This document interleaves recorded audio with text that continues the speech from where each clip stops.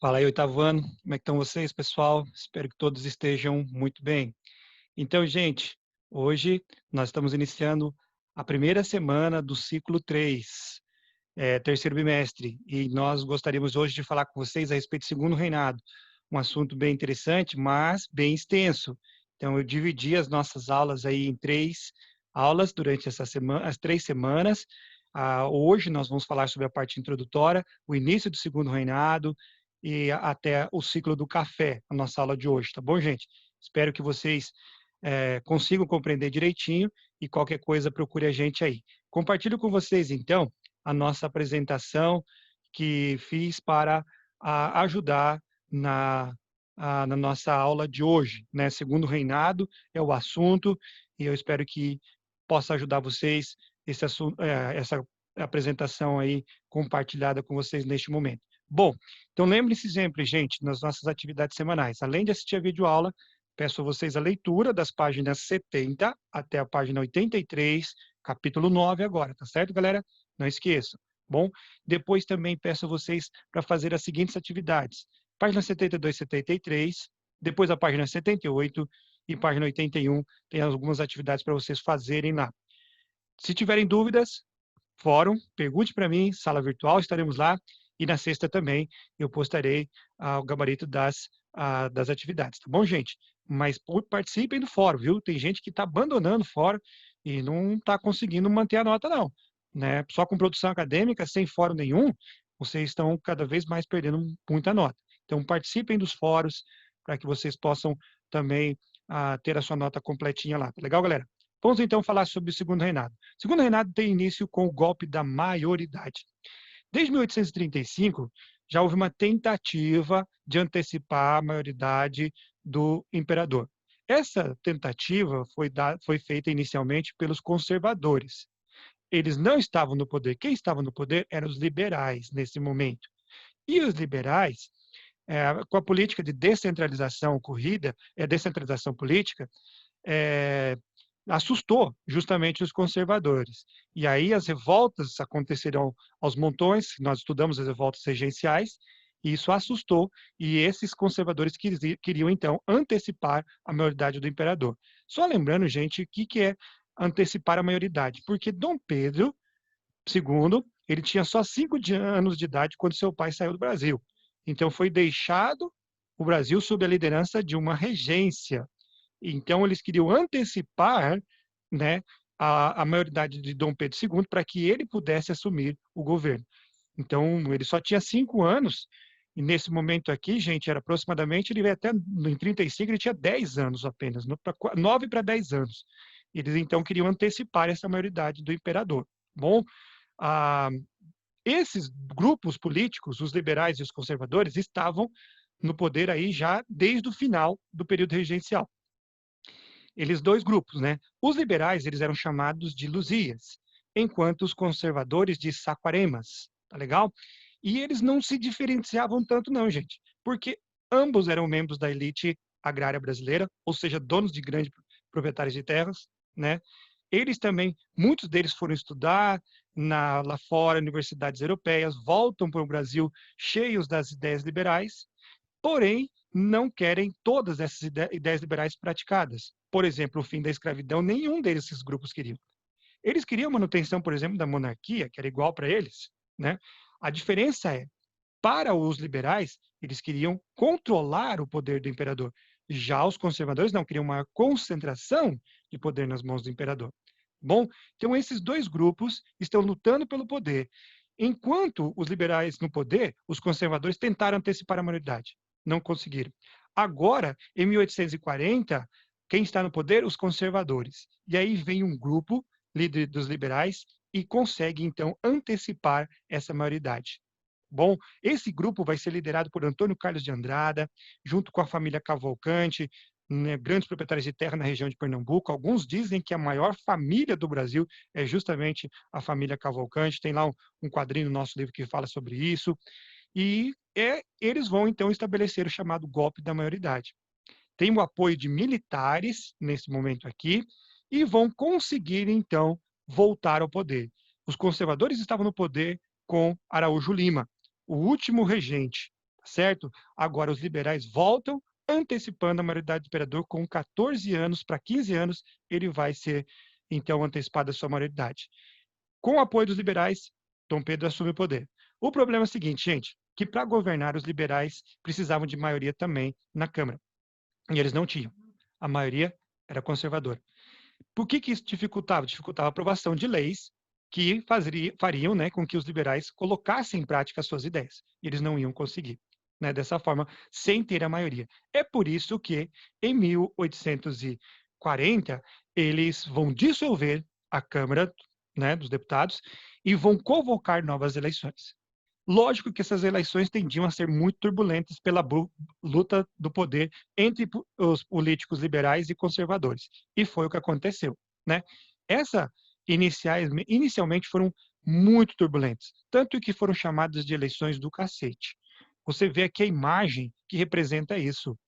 Os liberais, em especial para poder se manter no poder, eles vão realizar um pleito aí muito marcado pela coerção, né, ou seja, obrigação das pessoas, violência contra essas pessoas, para que eles pudessem votar nos políticos liberais. Tá bom? Também houve práticas muito fraudulentas. Por isso é que ficou conhecida como eleições do cacete. Muito turbulentas foram essas eleições, certo? Mas eles foram tentando conciliar aí no poder tanto políticos liberais como conservadores. De 1853 a 1858, essa tentativa foi feita com o Ministério o Gabinete da Conciliação, aonde havia uma mescla, uma mistura de políticos liberais e conservadores. Os conservadores, na maioria, vão ficar no poder por mais tempo, por 30 anos, tá legal? Mas sempre havia essa mescla de membros do partido liberal e também do conservador. Também outra tentativa foi através do parlamentarismo às avessas.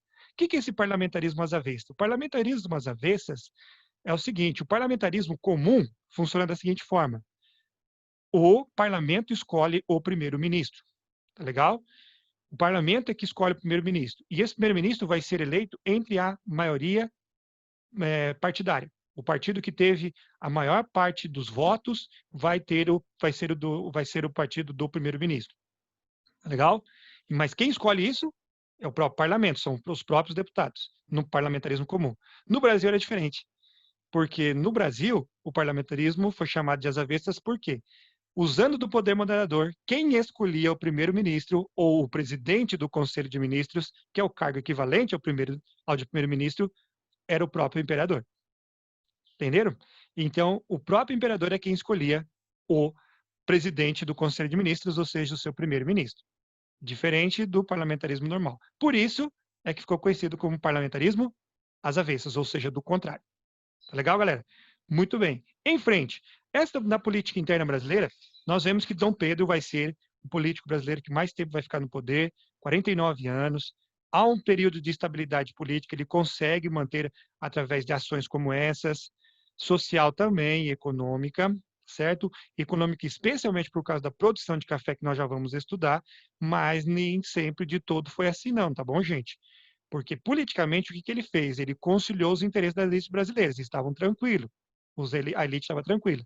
Porém, grupos novos começam a querer maior autonomia. É o que levou a acontecer a Revolução Praieira em Pernambuco. Essa foi chamada de a última revolta do Brasil Império, a Revolução Praieira, acontecida mais uma vez em Pernambuco. Lá, por causa da situação de desigualdade, com a concentração de renda nas mãos de poucas pessoas, terras nas mãos de poucas pessoas. O comércio também era mantido pelos portugueses, gente. O nosso livro fala, se não me engano, que aproximadamente das 126 lojas de Recife, apenas 3 eram de brasileiros, as outras todas eram de portugueses ainda, né? Então eles queriam o fim desse monopólio comercial, fim disso, acabar com esses privilégios aí concedidos aos comerciantes portugueses, a esses grandes proprietários de terra. É isso que leva a essa revolução praieira nas terras pernambucanas, mais uma vez. Joia, gente? E só que ela tem algo diferente. Agora, né, vai participar dessa revolta intelectuais, chamados profissionais liberais, que estavam insatisfeitos com a situação política e econômica. pessoas muito bem informadas, pessoas que sabiam, por exemplo, que no mundo, na Europa, nessa época, estavam acontecendo as revoluções liberais, que marcaram o mundo desta época. Nós vamos estudar isso mais à frente aí na nossa matéria, certo? Então, essas revoluções liberais estavam acontecendo na Europa e eles sabiam disso e queriam que essas mudanças que aconteceram na Europa também surgissem aqui no nosso Brasil. Bom, e esses grupos tinham como principal instrumento de divulgação das suas ideias um jornal chamado Diário Novo. A sede desse jornal, Diário Novo, ficava na Rua da Praia, na cidade de Recife. É daí que vem o nome Revolução Praeira, porque a sede do jornal, que foi o principal meio de divulgação das ideias dos revoltosos, ficava justamente na Rua da Praia, em Recife. Bom, quando que tem início essa revolta? Quando o imperador vai nomear um interventor conservador para Pernambuco. O grupo liberal, em especial esses grupos aí que foram liderados por pessoas liberais mesmo, né? Olha só, quem está entre eles? Nós temos um capitão, que é o Pedro Ivo, né? Nós temos jornalistas, o Borges da Fonseca, Nunes Machado, outro jornalista. Nós temos também padres no movimento, como Luiz Roma. Então, esses são os líderes do movimento, que vai se inflamar contra o governo. Bom, eles vão estabelecer o chamado Manifesto ao Mundo. No Manifesto ao Mundo, é um documento que mostra quais são as suas reivindicações, o que eles queriam. E aí está para vocês. Voto livre e universal, liberdade de expressão e de imprensa, garantia de trabalho ao cidadão, comércio nas mãos dos brasileiros e autonomia para as províncias, todos ideais liberais. Completaria se eles colocassem aqui o fim da escravidão, mas não queriam o fim da escravidão. O que você não vê ali é justamente o fim da escravidão. Não existe, tá bom? Então, eles não queriam o fim da escravidão, tá bom? Então, gente, essa revolta ela vai acabar terminar de uma maneira muito severa pelas tropas do Império. As tropas do Império, juntas com a oligarquia, né, com os grandes proprietários de terra, vão apaziguar essa revolta de uma forma bastante severa. Por exemplo, o próprio Pedro Ivo vai ser condenado à prisão perpétua e outros líderes vão ser presos e assim por diante, né? Isso mostra claramente a cumplicidade que tinham os grandes proprietários de terra com o Império. Bom, por último, nós vamos falar agora aqui sobre a economia brasileira do Segundo Reinado, o café. Aqui atrás de mim está a bandeira do Segundo Reinado, e aí vocês veem a bandeira do Segundo Reinado, que tem característica da coroa, a monarquia, né? Ainda com símbolos portugueses no meio, como a cruz. E aqui nós temos justamente os ramos de café, demonstrando claramente o principal produto de exportação brasileira no Segundo Reinado, que foi o café. Legal? Vamos falar um pouquinho a respeito disso, então. O café vai chegar no Brasil no século XVIII, e é uma produção doméstica ainda. Nesse momento, o Brasil tinha uma estrutura ainda bastante agrária, voltada para a exportação, e era consumidora de produtos industrializados. Não fazia-se ainda tantos produtos no Brasil, eles só consumiam. A partir do café, essa história vai mudar. Legal? Mas, veja bem, gente, o Brasil não foi de todo somente do café. Esse aqui você percebe aí algumas das partes da produção do Brasil. Além da borracha no norte, nós temos aí regiões onde tem a mineração, produção pecuária, cana-de-açúcar no nordeste brasileiro. Então, existiam outras produções no nosso país. Porém, a maior delas, a que rendeu mais lucros para o Brasil, foi realmente a do café. Então, vamos falar sobre a produção do café. A produção do café no Brasil, ela teve 3 fases, tá? De onde veio o café? O café dizem que veio da região da Etiópia, posteriormente passa para a Arábia e para as Antilhas, e vai chegar no Brasil nas mãos de um representante do governo do Pará, que vai receber algumas mudas da mulher do governador da Guiana Francesa. E ele vai entregar para o governador do Pará, e ali começam a plantar as primeiras mudas de café no Brasil em 1720. Esse oficial foi o Francisco de Melo Palheta. Dizem que foi dele, né, através dele, que chegaram as primeiras mudas de café no Brasil. Posteriormente, no Rio de Janeiro, em 1727, onde a produção era extremamente ainda localizada.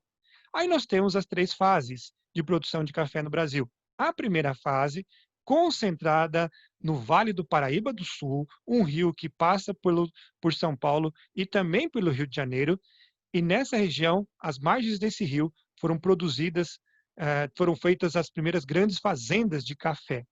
Nessa região, o trabalho era escravo, né? Muito atrasado. Por exemplo, o transporte era feito através de mulas e também dos próprios escravos, que muitas vezes colocavam as sacas pesadas nas costas e carregavam isso.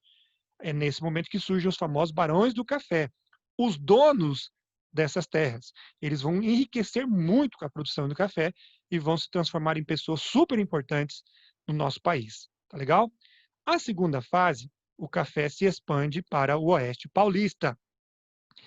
Começa a ser utilizado o trabalho livre assalariado, não de todo ainda existia mão de obra escrava. As ferrovias começam a ser construídas, a produção vai se modernizando aos poucos, com uma mentalidade mais empresarial e dinâmica.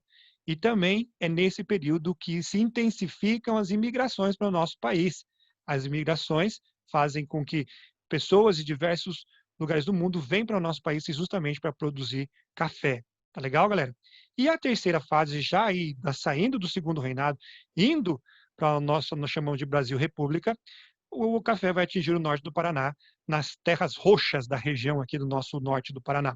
Região de Londrina, Maringá, onde até hoje, né, a maior produção de café do Brasil está concentrada nessa região. Aqui a produção vai ser praticamente modernizada, e o trabalho vai ser livre e assalariado. Ok, gente? Então, aí você vê aí. Note que no mapinha aqui, você vai ver justamente essa sequência.